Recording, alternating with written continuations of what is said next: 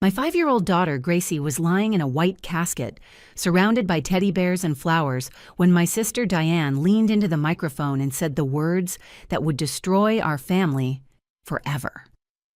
The funeral home was packed with people who claimed to love my little girl. They sat in neat rows, dressed in black, holding tissues and programs with Gracie's smiling face on the cover. That picture was from her 5th birthday party just 2 months ago. She was missing her front tooth and grinning at the camera, chocolate cake smeared across her cheek. I'm Hannah, and I was sitting in the front row trying to remember how to breathe. My son Connor, 8 years old and too young to understand why his sister wouldn't wake up, pressed against my side. His small hand gripped mine so tight I could feel his pulse racing through his fingers. Behind us sat my parents, Eleanor and Robert. My mother had already made 3 comments about my appearance that morning. "Hannah, couldn't you have done something with your hair? People are watching us." As if my hair mattered when my baby was dead. Diane stood at the podium like she belonged there. My older sister, always perfect, always in control. Her house never had toys on the floor. Her children never talked back. Her husband never left her for a younger woman. She dabbed at her eyes with a tissue, though I noticed they were completely dry. Maybe God took her because he saw what kind of mother she had, Diane said, her voice carrying through the silent room. The words hit me like a physical blow. I felt Connor stiffen beside me. Around us, people actually nodded. Mrs. Patterson from down the street, Diane's book club friends. The other mothers from Gracie's preschool who always whispered when I showed up in my hospital scrubs, exhausted from a night shift. My mother, Eleanor, stood up without invitation, moving to stand beside Diane. Some children are better off in heaven than in broken homes. We all tried to help, but Hannah was too proud to accept that she couldn't handle motherhood alone. The room spun. My daughter was dead, lying in a casket decorated with the butterflies she loved, and they were using her funeral to put me on trial. Every failure they'd ever imagined about me was being displayed for everyone to judge. The time I was late picking Gracie up from dance class because of a trauma patient, the store-bought cupcakes I'd brought to the school bake sale, the mismatched socks she sometimes wore because laundry was the last thing on my mind after a 12-hour shift. I wanted to stand up and scream at them. I wanted to tell them about the songs Gracie and I made up during car rides, the way she'd curl into my lap after nightmares, how she'd say, "Mommy, you smell like safety." The butterfly garden we'd planted together, spending a whole Saturday covered in dirt and laughing. The books we read every single night, no matter how tired I was. The way she'd trace the letters of her name that I'd taught her to write, so proud when she got them all in the right order. But my voice was frozen in my throat. Grief and rage battled inside me, and I couldn't make a sound. Connor's hand tightened in mine. I felt him trembling, thought he was crying. But when I looked down at him, his face wasn't sad. It was angry. His jaw was set, the same way it got when older kids picked on him at school. He was staring at Diane with an expression I'd never seen on my gentle boy's face. Then suddenly, without warning, Connor stood up. His voice cut through the funeral home like a blade. "Should I tell everyone what Aunt Diane put in Gracie's juice box?" The silence that followed was complete. You could have heard a pin drop. Every single person in that funeral home turned to stare at my 8-year-old son. Diane's face went from composed to panicked in less than a second. The tissue fell from her hand. "Connor, sweetheart, you're confused. You're grieving. Sit down, honey." But Connor didn't sit down. He stood there in his too big suit, the one we'd bought just 3 days ago because who keeps funeral clothes for an 8-year-old? He looked so small but so fierce, like David facing Goliath. "I'm not confused," Connor said. "I saw you. You told me it was vitamins, but Gracie said vitamins don't make juice fizzy. She told me they made her feel funny." My mother tried to intervene. "Hannah, control your son. This is inappropriate." But something had broken free inside me. My baby was dead, and my son was trying to tell us something important. "Let him speak," I said, my voice stronger than I'd expected. Connor looked at me, and I saw tears in his eyes now, but also determination. "Mom, I should have told you sooner. I'm sorry. I'm so sorry." "Tell me what, baby?" "What Aunt Diane was putting in Gracie's juice. The white pills she crushed up when she thought no one was looking. The medicine, she said, would help Gracie be a good girl. The funeral home erupted. People gasped, stood up, started talking all at once. But I only had eyes for Diane, whose perfectly composed face had finally cracked, revealing something ugly underneath. My daughter was dead. My sister had drugged her. And my 8-year-old son was the only one brave enough to speak the truth in a room full of adults who'd rather blame me than face the real monster among us. The morning of Gracie's funeral started like a nightmare I couldn't wake from. I stood in my bedroom, staring at the black dress I'd never wanted to wear. It was 6 a.m., and the house felt wrong without the sound of Gracie's feet running down the hallway, without her voice calling out, "Mommy, can I have pancakes?" She always wanted pancakes on Saturdays, and today was Saturday. Connor sat on my bed holding Gracie's favorite stuffed elephant. She'd named it Mr. Peanuts because she said his trunk looked like a peanut shell. Connor hadn't let go of it since we'd come home from the hospital 3 days ago. "Mom, do I have to say goodbye to her today?" he asked, his voice small and broken. I sat beside him and pulled him close. "We both do, baby, but she'll always be with us right here." I placed my hand over his heart, feeling it beat against my palm. "Aunt Diane says Gracie is happy now," Connor said, but something in his tone made me look at him more carefully. "She says Gracie is better off. What do you think?" I asked. He was quiet for a long moment.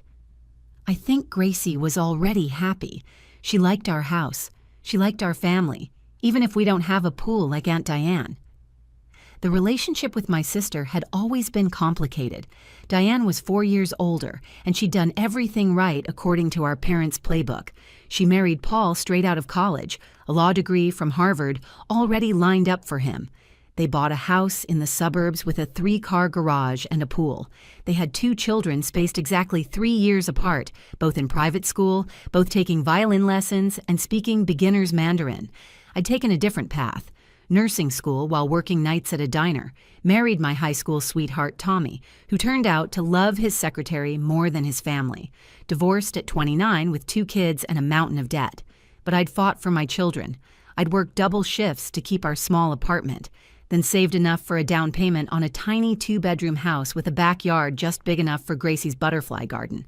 Diane had been watching Gracie more often since the divorce, not because I'd asked, but because she'd insisted.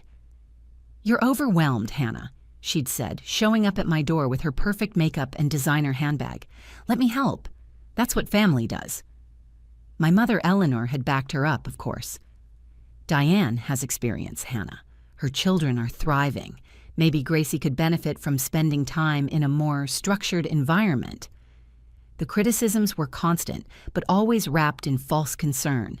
Eleanor would visit and reorganize my kitchen, clicking her tongue at the mismatched dishes we'd gotten from garage sales. "Children need consistency, Hannah. They need proper meals at proper times." This from a woman who'd fed us TV dinners 5 nights a week when I was growing up, but apparently grandmother amnesia had set in. My father, Robert, was quieter but no less judgmental. He'd slip $20 bills into Connor's pocket and whisper, "For when your mom forgets to pack lunch money." I never forgot lunch money. Not once. But the narrative had been established. Hannah the mess, Hannah the failure, Hannah who couldn't handle motherhood alone. The accident happened 3 days ago, on a Wednesday afternoon. Diane had picked up both kids from school. She often did on Wednesdays when I worked the day shift. Connor would do homework in her pristine living room while Gracie played with Diane's collection of educational toys. Everything in Diane's house was educational. Even the snacks came with flashcards. The call came at 3:47 p.m. I remember the exact time because I was checking my watch, thinking about my dinner break. Diane's voice was strange, too calm. "Hannah, there's been an incident. Gracie collapsed. We're at St. Mary's." By the time I reached the hospital, racing through red lights with my hazards on, my baby was gone. The doctors said severe allergic reaction, possibly complicated by respiratory depression. But Gracie had no allergies. I'd had her tested twice because of Tommy's family history of peanut allergies. Nothing. She could eat anything. Connor had been there when it happened. He'd been in Diane's basement playing video games, the only non-educational activities she allowed, because Paul had insisted boys needed some screen time. He'd heard the commotion, come upstairs to find Gracie on the kitchen floor, Diane screaming for Paul to call 911. Since then, Connor had been different, quieter. He'd stare at nothing for long stretches, then suddenly look at me like he wanted to say something. But when I'd ask, he'd just shake his head and hold Mr. Peanuts tighter. "Mom," Connor said now as I zipped up the back of my black dress, "Gracie didn't like going to Aunt Diane's house anymore." "What do you mean?" "She said the juice boxes tasted funny. She said they made her feel sleepy and her tummy hurt, but Aunt Diane said she had to drink them all. Every drop." The funeral home was packed with more people than I'd expected. Gracie's preschool class had come with their parents. My co-workers from the hospital filled 3 rows. Neighbors, distant relatives, even the mailman who always saved stickers for Gracie stood in the back. But sitting in the front rows were Diane's people, her book club, her Pilates friends, the other perfect mothers from her perfect neighborhood who looked at me like I was a cautionary tale. Diane had insisted on giving a eulogy, despite my protests. That morning, she'd cornered me in the funeral home's family room. "I knew Gracie better than anyone, Hannah. I spent more quality time with her than you did. You were always at work, always tired, always distracted. Let me do this. Let me honor her properly." I'd wanted to fight her, but my parents had appeared, flanking her like bodyguards. "Let Diane speak," Eleanor had said. "She's better at public speaking. You'll just break down and make everyone uncomfortable." So now Diane stood at the podium, wearing a black dress that probably cost more than my monthly mortgage payment. She adjusted the microphone with practiced ease. Behind her, Gracie's casket sat surrounded by flowers. The butterflies on the casket's handles seemed to mock us all. My baby had loved butterflies because she said they proved that changes could be beautiful. "Like when you changed from sad to happy, Mommy," she'd told me once after the divorce. "Gracie was a special child who needed special care," Diane began, her voice carrying that false sweetness she used when she was about to say something cruel. "She was energetic. Some might say hyperactive. She struggled with boundaries and structure. These aren't criticisms, merely observations from someone who loved her enough to see her clearly." My hands clenched in my lap. Connor pressed closer to me, and I could feel him trembling. "Some of us tried to fill the gaps," Diane continued, now looking directly at me.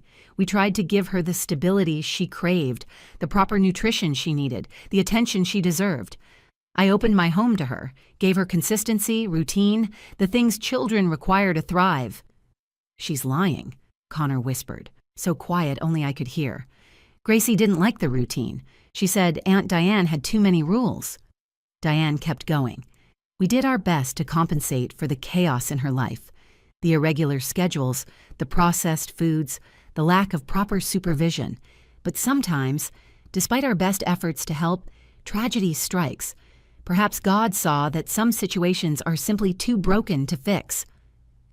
The room was completely silent. I could hear my own heartbeat pounding in my ears. She was standing at my daughter's funeral, turning it into a performance about what a terrible mother I was. Then Eleanor stood up, uninvited, walking to stand beside Diane, my own mother joining the attack. "Diane is right. I watched Hannah struggle with motherhood from day one.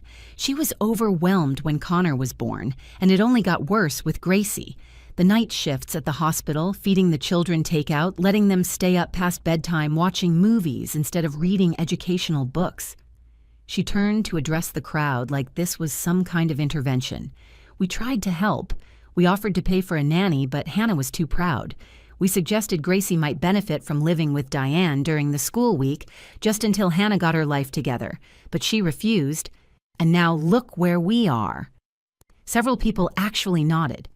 Mrs. Patterson from down the street, who'd once called child services because Connor was playing in our yard unsupervised for 10 minutes while I ran inside to turn off the stove. Diane's book club friends, who'd never spoken to me directly, but whispered plenty when they thought I couldn't hear. Even my father looked away from me, his silence as damning as their words. "Maybe God took Gracie because he saw what kind of mother she had," Eleanor said, her voice breaking with fake emotion. "Some children are better off in heaven than in broken homes. At least now she's at peace." The room felt like it was spinning. I wanted to stand up and scream. I wanted to tell them about all the nights I'd sat up with Gracie when she had nightmares, singing the special song we'd made up about brave butterflies. The Saturday mornings we'd spend making pancake shapes, even though Diane said pancakes were nothing but sugar and carbs. The way Gracie would help me with my nursing flashcards, pretending she could read the big medical words, making up silly definitions that made us both laugh until our stomachs hurt. I wanted to tell them that Gracie didn't need their perfect structure. She needed love, and she had it. She had so much love, but my voice was frozen. The grief was crushing me, and their words were adding weight I couldn't bear. Then I felt Connor's hand tighten in mine. He was shaking harder now, but when I looked down, I realized it wasn't from sadness. His face was red, his jaw clenched. He looked exactly like he had the day he'd stood up to the 5th-grade bully who'd been picking on a younger kid. Without warning, Connor stood up, pulling his hand from mine. "Should I tell everyone what Aunt Diane put in Gracie's juice box?" Connor's voice rang out clear and steady through the funeral home. The silence that followed was absolute. Every head turned to stare at my 8-year-old son, standing there in his too big suit, his shoulders squared, facing down a room full of adults. Diane's face drained of color completely. The tissue in her hand fluttered to the floor. "Connor, sweetheart, sit down," she said quickly, her voice pitched too high. "You're confused, honey. You're grieving. Children don't always understand what they see." But Connor didn't sit. He took a step forward, closer to the aisle. "I'm not confused. I saw you. You said it was vitamins, but Gracie told me vitamins don't usually make drinks fizzy. She said they made her tongue feel funny." "The boy is obviously traumatized," Eleanor interjected, moving toward Connor. "Hannah, control your son. This is neither the time nor the place for a child's wild imagination." Something snapped inside me. They'd spent the last 20 minutes destroying me at my daughter's funeral, and now they wanted to silence my son. I stood up, putting my hand on Connor's shoulder. "Number, let him speak. Connor, tell us what you saw." Connor looked up at me, and I saw tears streaming down his face, but his voice stayed strong. Every time we went to Aunt Diane's house, she gave Gracie special juice boxes. Different from the ones her kids got, she kept them in a separate part of the fridge, behind the organic milk. Diane laughed, but it sounded forced and sharp. Those were vitamin-enriched drinks. Hannah never gave her proper supplements. I was ensuring she got the nutrients she needed. "Then why did you always make sure Gracie drank them in the kitchen while you watched?" Connor asked. "And why did you tell her she couldn't have snack until she finished every drop? And why did you hide the bottle when Uncle Paul came in?" Paul, Diane's husband, stood up from his seat in the second row. His face was confused, concerned. "What bottle?" "Diane, what is he talking about?" Connor turned to face the crowd.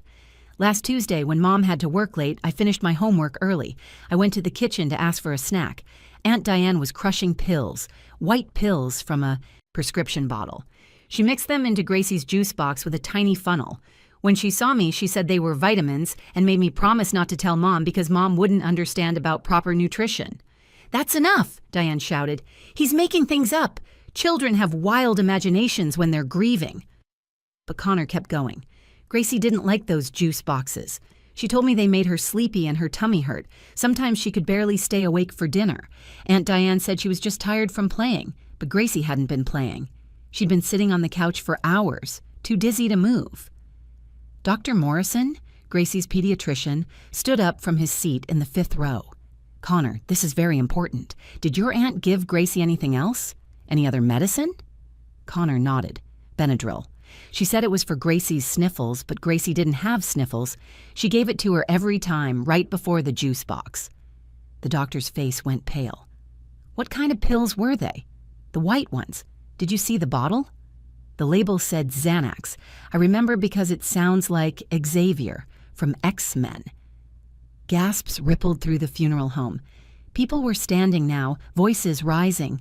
Paul was staring at his wife in horror. "Your anxiety medication? You gave our niece your Xanax?" "Just tiny amounts." Diane's composure finally cracked completely. She was so hyperactive at my house, always running, always making noise, breaking things, making messes. She couldn't sit still for 5 minutes. I needed her to calm down. "You drugged my daughter?" I heard my own voice, but it didn't sound like me. It sounded like something primal, something dangerous.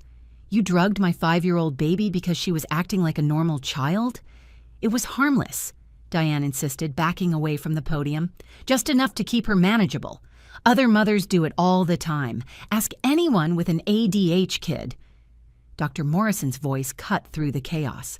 Xanax and Benadryl together can cause severe respiratory depression in children. Fatal respiratory depression. The combination would have slowed her breathing to dangerous levels. Connor spoke again, his small voice somehow carrying over the noise. The day Gracie died, Aunt Diane gave her 2 juice boxes. She said one wasn't working fast enough. She was angry because Gracie had knocked over a lamp while dancing. She said Gracie needed to learn consequences. My father, Robert, suddenly stood up, his face darker than I'd ever seen it. "Diane, what have you done?" "I was helping," Diane screamed. "Hannah couldn't handle her. The child was wild, undisciplined. Someone had to step in. Someone had to save her from that chaos." "Save her?" I moved toward my sister, and several people stepped between us. "You killed her. You killed my baby because she danced in your perfect house." Someone in the back was already on the phone with 911. I could hear them giving the funeral home's address, saying something about a confession to child endangerment, possible homicide. The funeral home erupted into complete chaos. People were standing, shouting, some calling 911, others recording on their phones. 2 off-duty police officers who'd come to pay their respects moved to block the exits. Diane stood frozen at the podium, her perfect composure finally shattered completely. "I need everyone to remain calm and stay where you are," Officer Janet Mills announced. She'd worked with me at the hospital during several emergency calls. "Police are on their way. Nobody leaves until they arrive." Dr. Morrison had pushed his way to the front, his face grave. "Mrs. Campbell," he addressed Diane formally, "I need to know exactly what you gave Gracie, the exact dosages. This is now a medical investigation."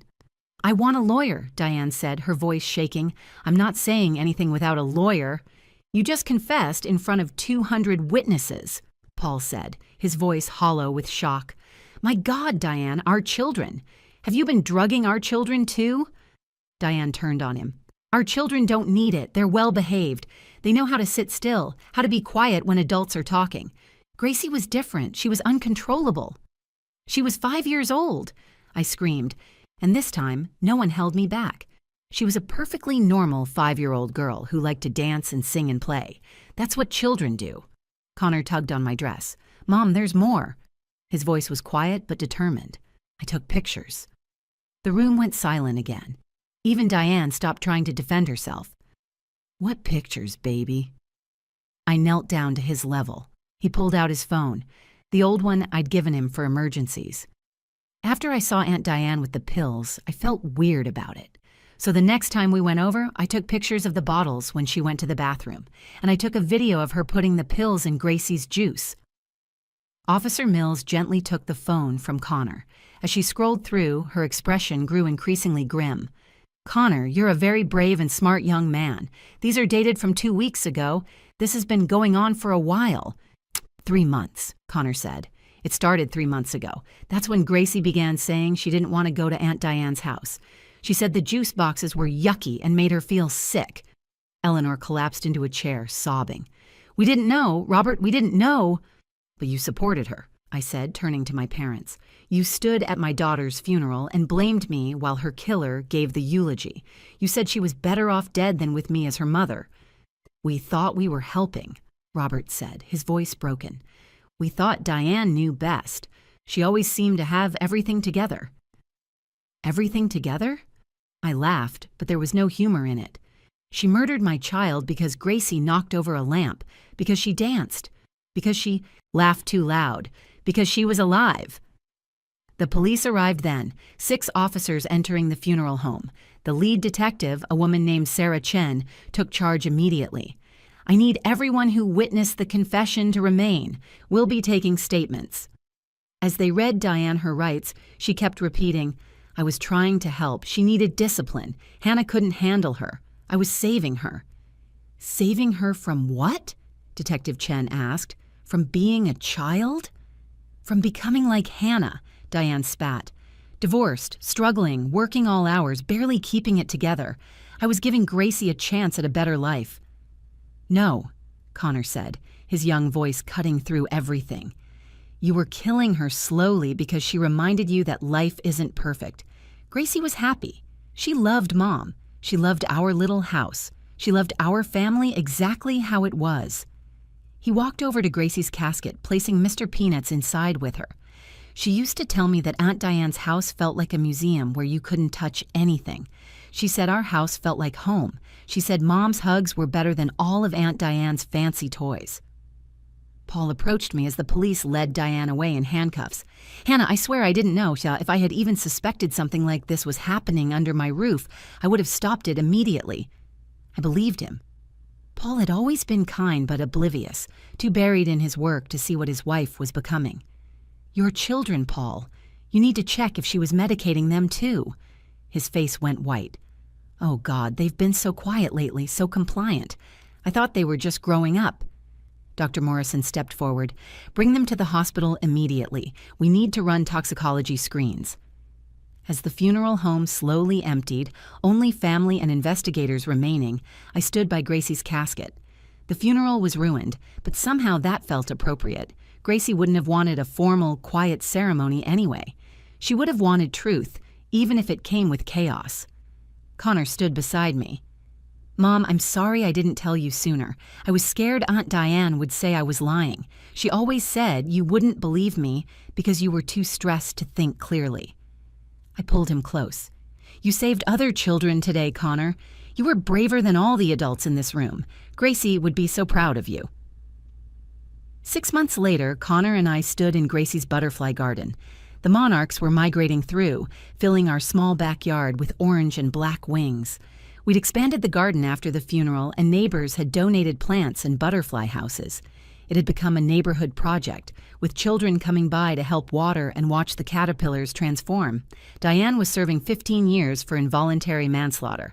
The investigation revealed she'd been medicating Gracie for 3 months, gradually increasing the doses.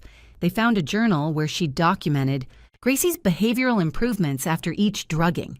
She'd written things like, much calmer today after double dose, and finally sat through entire dinner without fidgeting. The prosecutors said it showed premeditation, that she knew exactly what she was doing. Paul had divorced her immediately and moved his children out of state to live with his parents. The toxicology reports showed both kids had traces of Xanax in their systems too. They were in therapy now, learning how to be children again, learning that it was okay to laugh loudly and make messes. Mom, Connor said, watching a monarch land on the purple coneflowers Gracie had picked out last spring. Do you think Gracie knows I saved other kids? I think she knows you're the best big brother anyone could ask for, I said, pulling him close. My parents had tried to reconcile, sending letters, cards, flowers every week. Eleanor wrote long apologies about how blind she'd been, how sorry she was for the things she'd said at the funeral. Last week, she'd sent a check for $50,000 with a note that said, "For Connor's college fund." I failed Gracie. I won't fail him. I hadn't cashed it yet. Maybe I would someday for Connor's sake. But forgiveness was harder than forgiveness. Every time I considered it, I remembered Eleanor standing at that podium, saying my daughter was better off dead than with me as a mother. Robert had visited once, alone. He'd stood in our doorway looking older than I'd ever seen him. I should have protected you both, he'd said. A father should protect his children, all his children.